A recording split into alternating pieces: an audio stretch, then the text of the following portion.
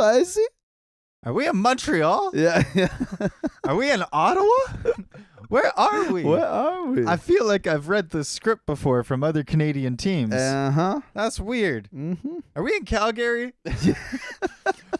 If I had $1 for every Canadian team that had this happen, Yeah. I'd probably have about $5, but it's just weird. It's happened more than the States. Stick talk. Stick talk.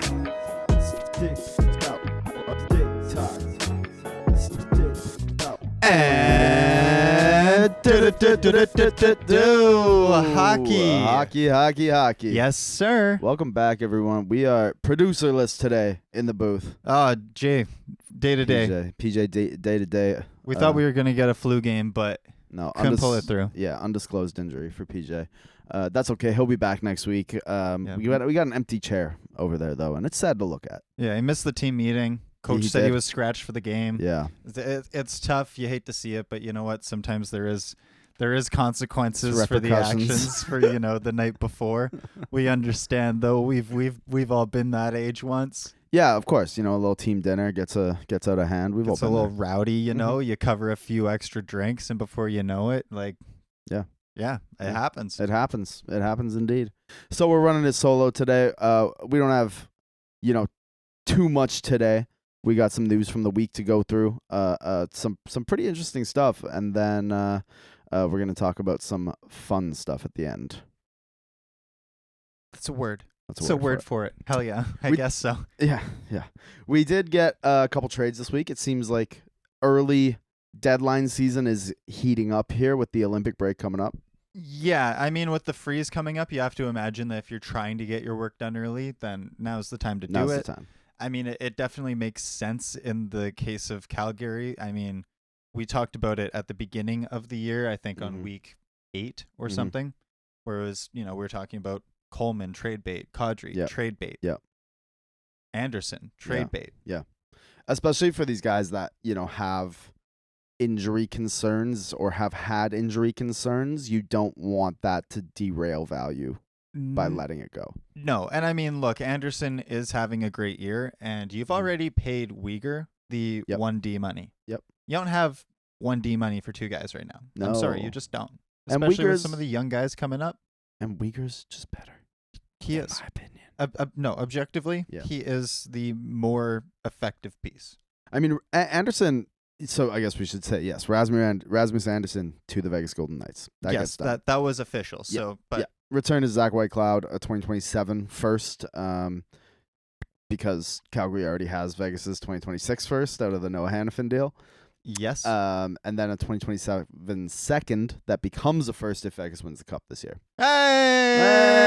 Ding, ding, ding, ding, ding, ding, ding, ding, ding, ding. Yeah, did we just call that, or did we just call that? I could have swore we just mentioned that the last episode. Well, we were last episode we were talking about how we just don't see that very often, and then it happened like 2 days later. It's like how often does that happen? I've seen it once with the Eichel deal. Yeah. And then you're like, oh yeah, same team. Yeah, of course. Or was it no, it was a Gensel deal.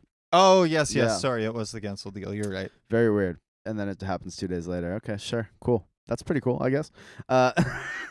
Hey, pop off. And yeah, that's the thing, right? With Andersson, I mean, his point production has been there this year. The underlying numbers, however, have not been there this year. Not so much. His scoring has His scoring has picked up in the last month or so. Well, I mean, his point production has been there most of the year, honestly. Like, he's been pretty good at consistently contributing points. Yeah, I'd say he's been streaky, but I'd say that has more to do with his usage and who he's been playing next, with, not necessarily next to, but behind. But it's those underlying numbers have been rough to look at. And again, how much of that is defensive environment and usage, right? I mean, Devin Cooley's having a career year, and he's still kind of looks pretty bad on paper. Yeah. So, when you take those things into consideration, I mean, Dustin Wolf's no slouch, and they're now in basically a 50-50 split. Yeah. I mean, 100%. Part of that you have to chalk up to environment. Calgary is stinky. Mm-hmm. Stinky indeed. So I mean, we'll see. He'll have a little bit of a lesser role in Vegas. And yeah, maybe we see a little bit of an uptick in his overall performance rather than just his point contributions. But I mean, another big ad for Vegas, par for the course.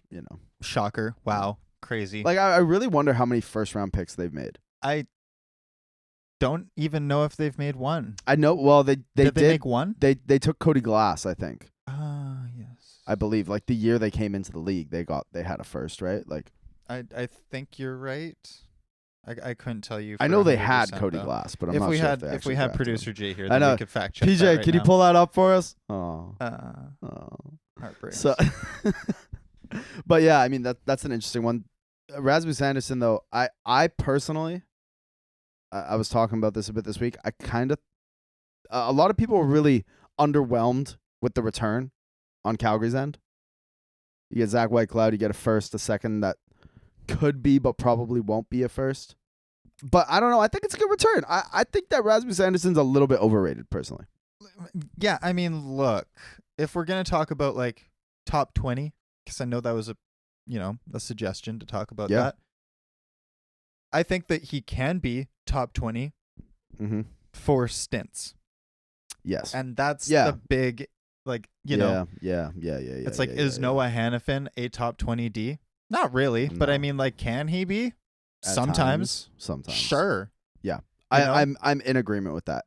I think because I actually I pitched this question out, but I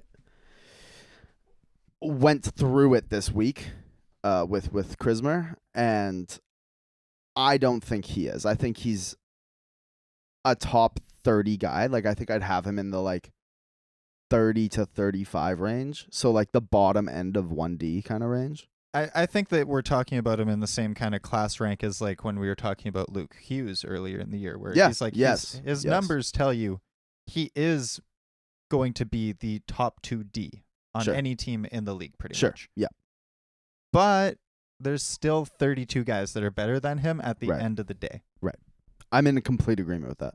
Yeah. I think they're probably, I actually would, if I was making a top 60 defenseman ranking, I would have those two pretty close to each other. Yeah, I mean, I hold him with the same weight as like a Philip Hronek or perhaps like a Wallman.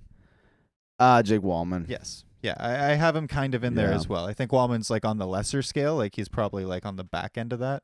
I think Philip Hronek's a good comp. But he's in that kind of area between the 30 and 40 where you're like, I'm not mad that he's there. Yeah, that's fair. We did get another trade this week, this one for a winger.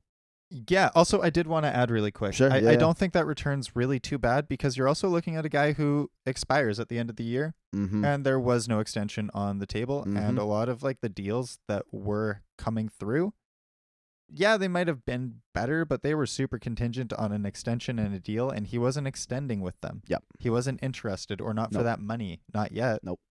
Yeah, 100%. Not when you're on track for another like 55 points as a defenseman. Like, totally. You're not signing anything until summer. No, for sure. And yeah, anytime you're getting, first and look, Zach Whitecloud, that's not a bad defenseman either. No, that's not a slouch. That's a flippable asset. Absolutely. And beyond that, I mean, you get a first and you still have the condition. I mean, if there's anyone I'm going to put a hat on for possibly winning the cup, they could do it. It's a good bet. They could do it. Yeah. It's not unreasonable. It's not like if San Jose and the Keifer Sherwood deal had that condition on it, right? Exactly. It's like, well, that's not going to happen. No. That one we'd be talking about maybe a playoff round. Yeah, exactly. Maybe. Yeah. Maybe two. Yeah. Yeah.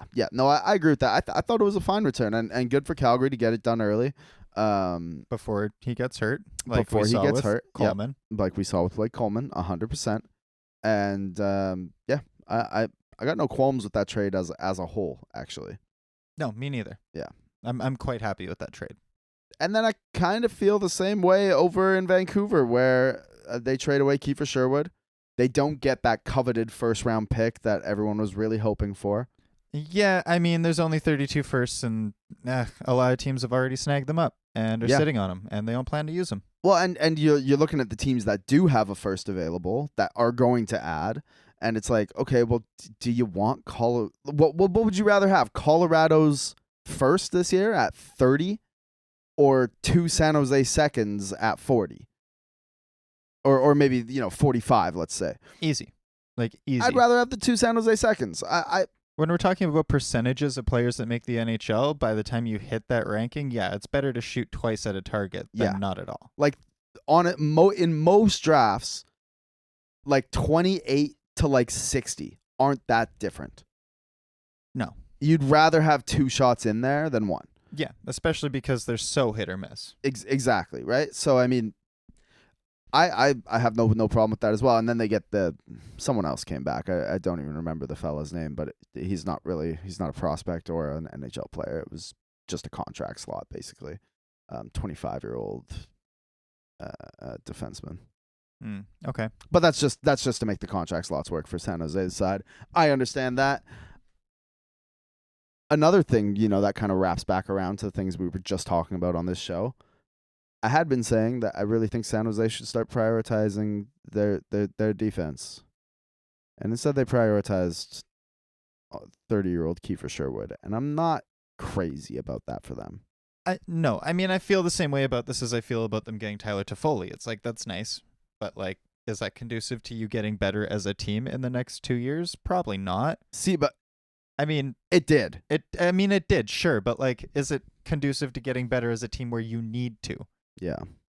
Because quite frankly, the games that San Jose is winning are a slugfest. They are they're not giving you the defensive death by 1,000 cuts where you can't get through, you can't break in. No, certainly not. They're winning 5-4 games. They're winning in overtime. They're squeaking it through. How about Macklin Celebrini while we're on the Sharks? Third in scoring. He's third in NHL scoring. He's already in mention for Hart Trophy. As a 19-year-old. Hello? Yeah, that's crazy. It's just wild to think about. When we got to the Celebrini draft, it was exciting, but there was just so much of the he's a good prospect, but he's not a Bedard level prospect, Yeah. Yeah. And it's wow, did that change? This guy is doing unprecedented stuff right now. No, absolutely. It's really special to watch. And that's the one thing about San Jose where it's okay, that can accelerate a timeline, is having a guy like that. A superstar at 19, a definable superstar? Absolutely. Yeah. Absolutely. I mean, the only concern that I have is that, again, they keep shoving pieces into their forward group. Mm-hmm. Unless they really have an ace in their pocket that I don't see coming. I really don't know what the plan is there. Yeah, I mean, I agree. The forward group is they just have so many options already and more coming, right? Michael Misa. They have a lot. They have so much going for them up front. And then on the back end, I look and I'm okay, Muck, sure. He's pretty good. Don't get me wrong. But I think a second pair guy ceiling. Yeah, but I mean, we can't really knock them for also not trying because they were in on Dougie Hamilton last year and he blocked it. That is true. They were willing to make that deal. Yeah, that is true.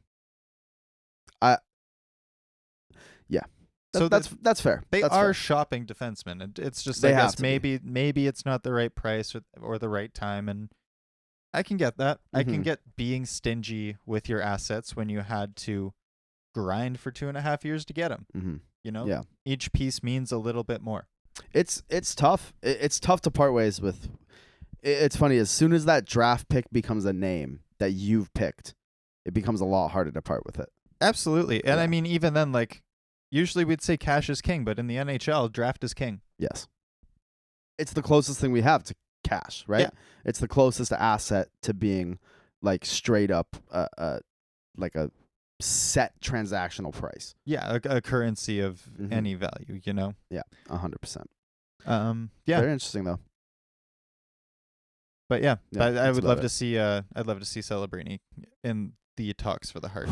I can't wait to see him at the Olympics. And I mean, can't. I mean, look, if Taylor Hall won the Hart Trophy, if San Jose makes the playoffs, by that standard, this kid needs to win. I agree with that. First ballot. What are the other options right now? McKinnon. Yep, that's great. And I mean, hey, you know what? What a season he's having! Crazy season. But he does have a Cale Makar out there on the ice with them at almost all times. Absolutely. I mean, Yeah, I do think you could say Morgan Geeky if he continues on No.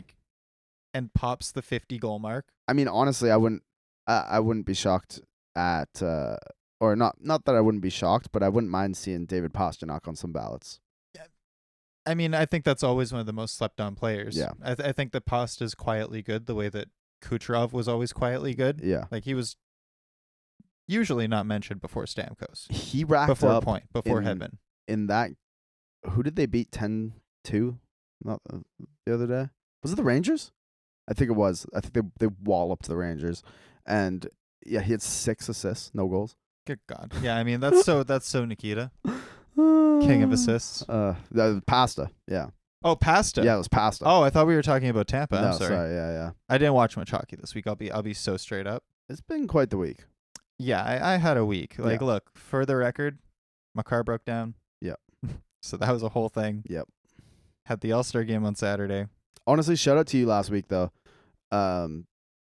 Getting out here, like people don't know obviously where I live, thankfully. Maybe you do.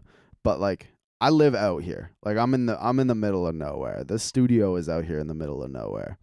And like you still got out here with no whip.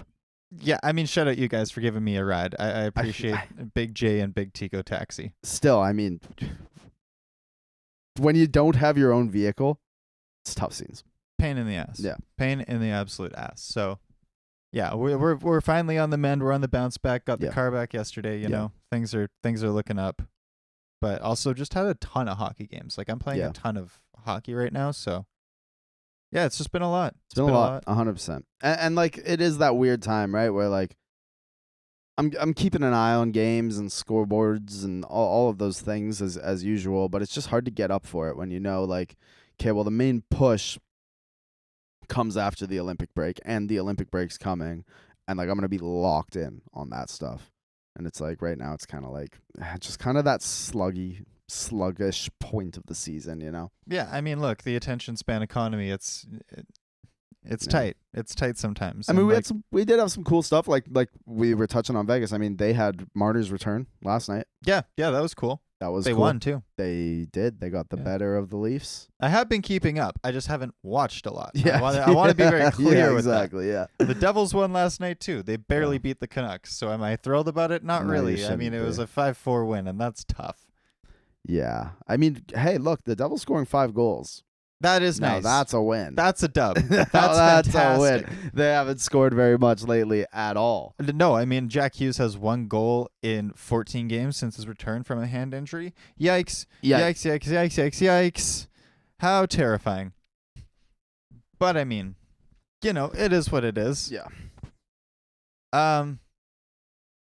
Pivoting away from the Devils because I don't want to talk about it anymore. That's understandable. Horrifying. Yeah. I did miss a goalie fight. And that's a little heartbreaking because I do love my goalie fights. I don't know any self-respecting Canadian that doesn't love a good old goalie fight. Amen, sister. Yeah. Bobrovsky, Nedeljkovic. Shout out to Bob flying down the ice all the way to the other end. It's always Bob. Doesn't take the mask off. Bad form. Got to do better. Bad form. Bad form. First goalie fight in a long time, and just happy to see it. Shout out to those refs for letting them do it. Yeah, absolutely. Shout out. I'll never forgive the refs for not letting Binnington fight. Yeah, you know what? Let him go. Let him have the tilt. If they come down looking for it, let him have it. We cannot get to the end of Jordan Binnington's career without seeing him fight once. No, absolutely. That's a necessity. I mean, Binnington's the closest thing we have to like a Ray Emery profile since Ray Emery. Yeah, 100%. Like, we got to see him do it. Iconic. Yeah, 100%. Top 5 aggressive goalies ever. Yeah, for real. Shout out to Ray Emery. Rest in peace, Ray Emery. 100%. I mean, yeah. Hell of a goalie. Yeah, no doubt.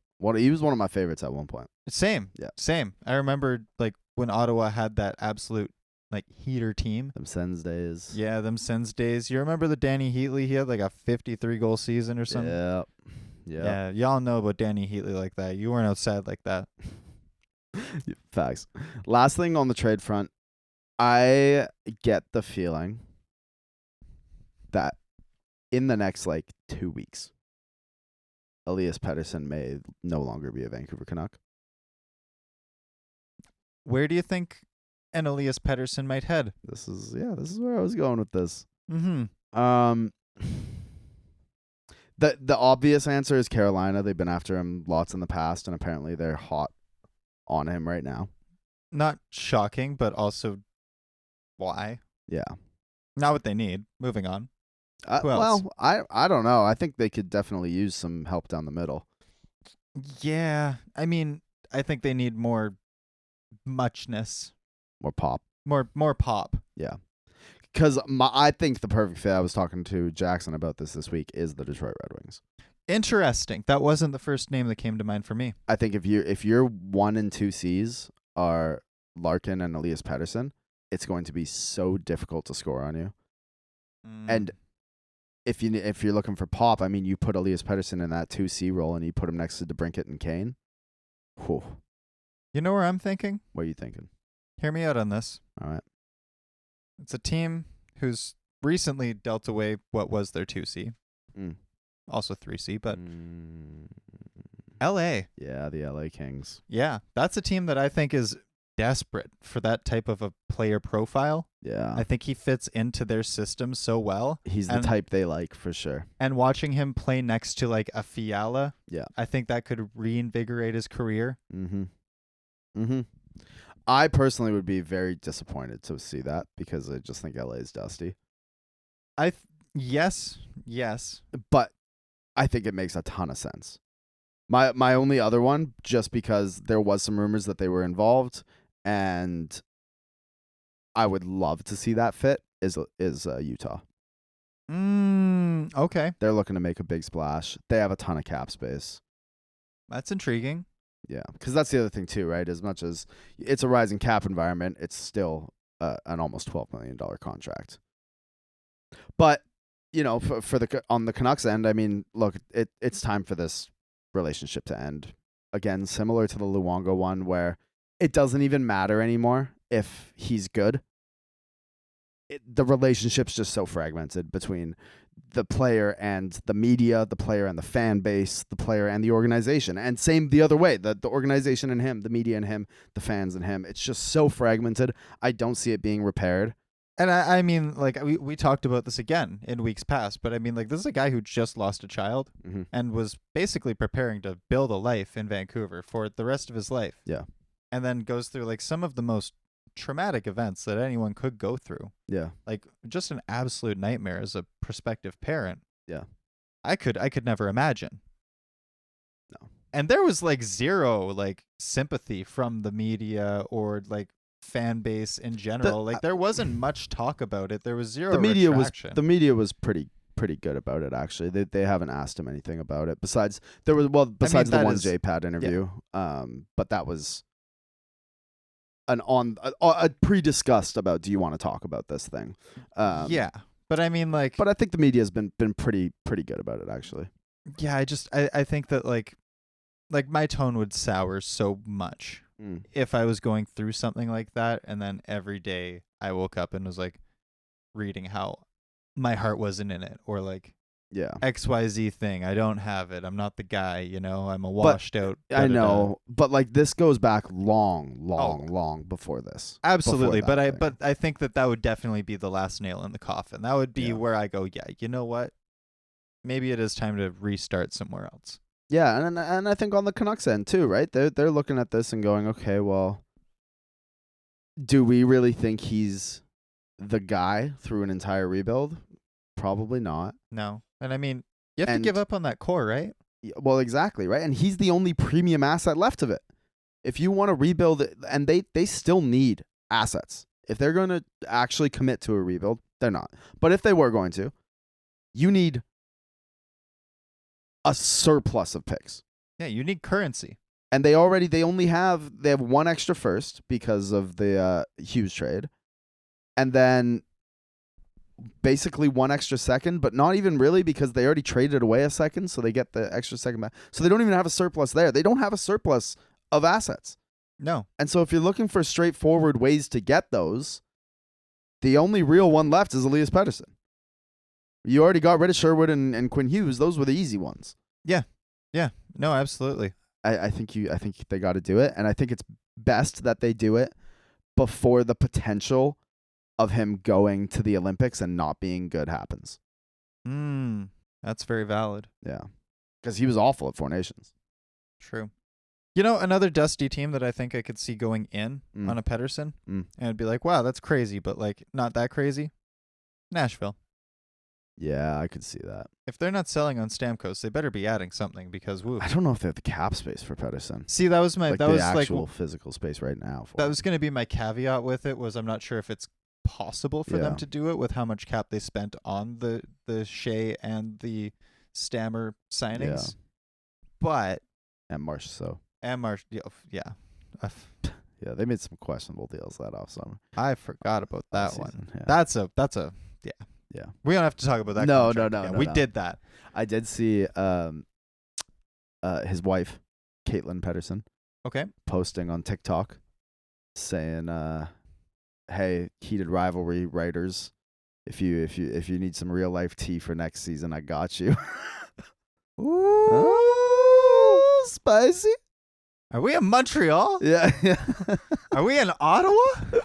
Where are we? Where are we? I feel like I've read the script before from other Canadian teams. That's weird. Mm-hmm. Are we in Calgary? If I had $1 for every Canadian team that had this happen, Yeah. I'd probably have about $5, but it's just weird it's happened more than the States. Yeah. Anyways, speaking of the States, seeing as we're at that at that point of the show, I guess. We are. Yeah. The USA Hockey. USA Hockey's decided that they're planting their they could have built a winning roster. They could have. They could have, taken a right shot defender in replacement to loser shit from a loser country. Yeah, and they a just loser organization. Yeah, so they take Jackson Lacombe. That's great. That's not what we're here to talk about. The Olympics are still a ways away. We'll talk about that next week. Yeah. They also decided, hey, you know what? Winning rosters are overrated, and being a good person's just overrated. Facts. Just community values. Who needs them? They've just gone and up and banned trans people essentially from hockey as a whole. Yeah. Their new clause. They used to have a trans inclusion policy. And while it was rigid, it was like you see with most trans inclusion policies where you have to undergo a certain amount of HRT for a certain amount of time to be viable for the category to prove that you are undergoing, treatments, essentially. Sure. Great. Awesome. They said, nah, you know what? We're done with that. Forget that. Yeah. So now you are required to play in your assigned gender wherever you were assigned at birth. Yeah. So that means trans women, sure, you can keep playing, but you have to play in the men's division. Yeah. But here's the real caveat. Yep. And it breaks my fucking heart, man. Mm-hmm. Because if you are female to male, if you are a trans mask, you're all but entirely banned from the sport of hockey now. Because, sure, you could play unless you've undergone any gender hormone therapy, any hormone therapy process involving testosterone. Yes. That's fucking crazy. That's crazy. That is insane, yeah. You can't say you can't play here, but you also can't play there. Yeah, it essentially just eliminates the possibility entirely of you playing hockey. Ever playing hockey. Yeah. Organized hockey. Yeah, there's been one, by the way. So like one player. Like the fact of the matter is that it's such a soul-crushing policy to come in with, and it's scary. Yeah. Being a trans person who plays hockey, because I know how often Canada likes to mirror United States sentiment and keep quid pro quo. Yeah. For the sake of ease, for the sake of integration of sports. Yeah. It leaves me feeling rather hopeless. Yeah. I bet. Look, like I'm not gonna front. And it's clearly been a trend for a while now that like we come in here and I haven't watched much hockey. Yeah. It's been increasingly hard to watch hockey. No doubt. It's been increasingly hard to be involved in a sport that I know doesn't want me. Right. With a community that I know doesn't just not value me, but hates me viscerally. It like, and here's the thing is like, we always talk about hockey as this community. Sure. This brotherhood, this siblinghood, this family. Yeah. Once you play together, that's like a bond that's unbreakable. Yeah. I've received DMs from people I've played with who I've had an unbreakable relationship with. Unbreakable. And they've said some of the most disgusting things I've ever read. Yeah. And I'm on the internet every day. I see shit. These are people I know in my community who I've played with multiple seasons. This isn't a flash in the pan thing. This happens across every team, every locker room. It's a commonality. Yeah. And I haven't watched Heated Rivalry either. Yeah. Which is shocking as a queer person. I know how weird. I haven't watched the Heated Rivalry show. Oh, it's okay. I haven't either. But I'd like to I'd like to defend myself on that just a little bit because I haven't watched a single TV show all the way through in the 2020s. But besides The Last Dance. And that's fair. That's fair. Well, that was 3 episodes. I don't be watching that. I think it was like 8. And Genius. But I just it was amazing. But I don't be watching TV shows. So I'm sorry people keep asking me if I'm watching Heated Rivalry as well.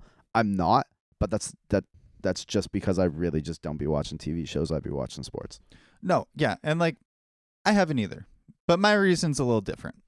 I do be watching shows. I'm watching Follow right now. Great show. Check it out. Good.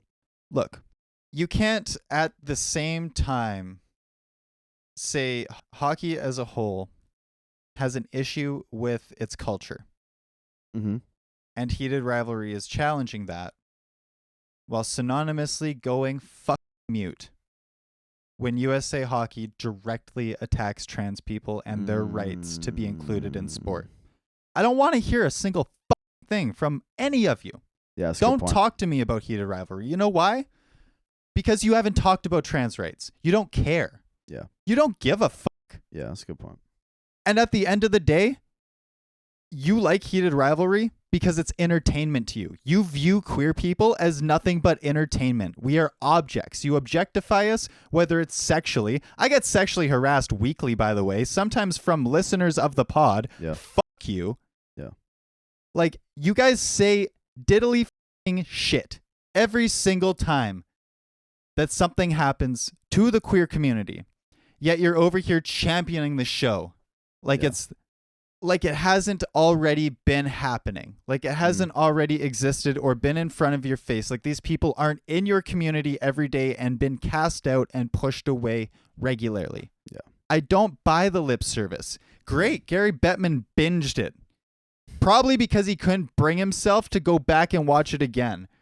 Yeah. Look, there's so many MAGA aligned executives, ex-superstars, current superstars in the NHL. Yep.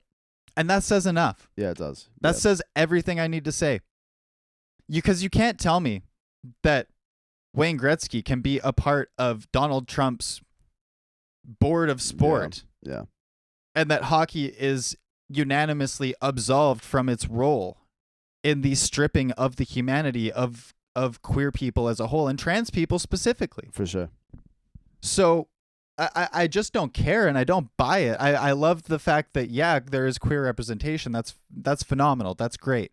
And I love that these guys have been included as torchbearers in the Olympics. That's cool. Again, that's amazing. That's great. We're not here to talk about the Olympics because at the end of the day, the Olympics is still going to have a goddamn event in the United States in 2 years. Yeah. 2. Have you read history? Yeah. Have you looked around? Yeah. Yeah. Look for some parallels. Look for some similarities. Yeah, I don't know if you guys are history buffs at all, but Go ahead and look up what an upside down pink triangle means around that time. Just do some research because you'll find very shockingly that we are about to have an Olympics in a parallel Nazi regime. There is full-out fascism happening south of our border right now. Yep. And it just vexes me. It befuddles me. Yeah. I cried on my way here. Yeah. Because it's hard. It's never easy. Mm-mm. But you go out of your way to make our lives hard. Yeah. Without any other word, it's fucked up. It's completely fucked up. You violate privacies. You abuse these people. You treat them like they're entertainment. And then when Yes. it matters most, anytime that there's the chance for you to change an opinion, and not all of you. I know many great allies who tune into this show, and Sure. I'm not talking about you specifically. I'm talking to the 80, 90% that are the bystanders. Yeah. You're the problem. Yeah. And your viewership isn't going to change anything because you don't Yeah. say anything else. Yeah. You don't care. You didn't say anything when they banned Pride Tape 2 years ago. Mm-hmm. You didn't say anything when they stripped away all special jerseys. They didn't strip that away for any other reason Pride Night. than Pride Night. Pimp My Pride, Stick Talk Hockey, tune back Pimp My in. Pride. This isn't new. Mm-mm. But you can't just champion a show. I think that was episode 37. I think that was almost 100 episodes ago. Really? Yeah. Oh wow. Like you I wasn't even trans then. I wasn't even out as trans yet. Like you just can't excuse yourself. No. I mean, yeah, that's what I'd say, right? When we talked about this off air. But regardless of what you think about the regimes as a whole, there's some pretty clear parallels down south to what happened a little under 100 years ago in Germany. And it's the same thing, right? That happened then was that the powers that be didn't rely on every citizen to be aligned with them. They relied on the majority of citizens to not do anything. Exactly.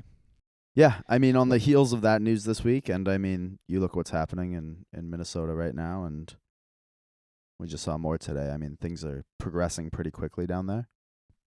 And it's time you don't just think about it, right? Talk to people. Yeah. I mean, it's time to stand up for something, Mm-hmm. or you will fall for anything. Yeah. And I know you might think, oh, her issues don't affect me. They don't affect you right now, Mm-mm. darling, sweetheart. Like at the end of the day, when the privacy of a trans woman becomes invaded, that is the doorstop for all women's privacy to become invaded. Well, for any human privacy, right? Like once we've set the standard of conditionalizing bodily autonomy, exactly. This or doesn't inclusion. This doesn't just apply to trans people or just to women. This also can apply to migrants, immigrants, any type of visible minority. Yeah. I can't really equate in words the toll it's taken on me mentally. Yeah. Yeah. Especially this year. Yeah. And like I said, there's people that I've played with on other teams, and I know how they feel about trans people now because I've seen their posts on Facebook. Yep. I don't know if they forgot that we were friends on Facebook. Yeah. But I saw it. It's an issue. Yeah. And your silence is now an issue. Yeah. Yeah. That's just it. So, look, like, I get Heated Rivalry is the next big thing, and it's super cool that the soundtrack's being played on the radio. And it's really great that it's being played in NHL arenas on the organs, and it's really great that Gary Bettman's tuned into the show, but, like, dog, who cares? Because nothing's changed intrinsically about the league. It's all lip service. It's all to sell jerseys. The only thing I will intrinsically say about this is that has been a net positive, aside from the visibility. The Ottawa Senators made it possible for you to get the names of these fictional characters on their jersey at the store. Right. And all that money was donated to an Ottawa Pride Fund. That's great. And that's badass. That is badass. That's incredible. Yeah, that's awesome. Actually, I didn't see that. And Vancouver, Vancouver's Pride Night was awesome. They always do a pretty good Pride Night there, but like it for real, I feel like they should have Pride Night like once a month because it's so much fun. Like They go so hard on the music. The drag shows look so like they're so much fun. That they've got they do such a good job getting representation and making that jersey and making all the merch and stuff like that. It every single time it just looks like such a fun night out in Vancouver. Absolutely. Yeah. Absolutely. And like that's what we need more of. Yeah. We need more of that now more than ever. Yeah. And we need you to be emboldened in support, but not just about gay people, not just about gay dudes in the NHL, but about all queer people. Yeah, for sure. About just humanity in general. Yeah. All minorities should be allowed to play sports and be included in life and like average society as we know it. Yeah. This shouldn't be a conversation. I shouldn't have to be here borderline falling into tears every 50 episodes because you fucking assholes can't keep your opinions to yourself. Yeah. And have to institutionalize their opinions. Yeah, like I don't want to be politicized. I don't like this. I don't care for it. No one does. Want to play hockey. Yeah, I just want to play hockey, man. Yeah. It's the only thing I look forward to in my week. Yeah. And to know that we are closer to having that taken away than not makes it a little harder every day. Yeah. No doubt. With that being said, be a positive impact in your community. Yes. Yep. You know, a smile costs $3.99. Amen. It changes someone's day. It does. All of you who I know are great allies who tune into this show, and if you haven't been, now's the time to take inventory. No better time than the present. Now more than ever, we need to come together, and now more than ever, I hope that Canada and Canadians as a whole prove that we are not them. Yeah. We are not neighbors that share the same values. We are just neighbors that share the same borders. Amen. I truly, truly hope that. I mean, I believe it. And I would like to believe it, but yeah, that only happens like if you people are as loud as the people who are trying to take our rights away. Yeah. You know? Yeah, for sure. But it is getting hard. Yeah. Well, keep your head up. Keep your head up. Stick talk. Stick talk. Stick talk. Stick talk. Stick talk. Stick talk. Stick talk.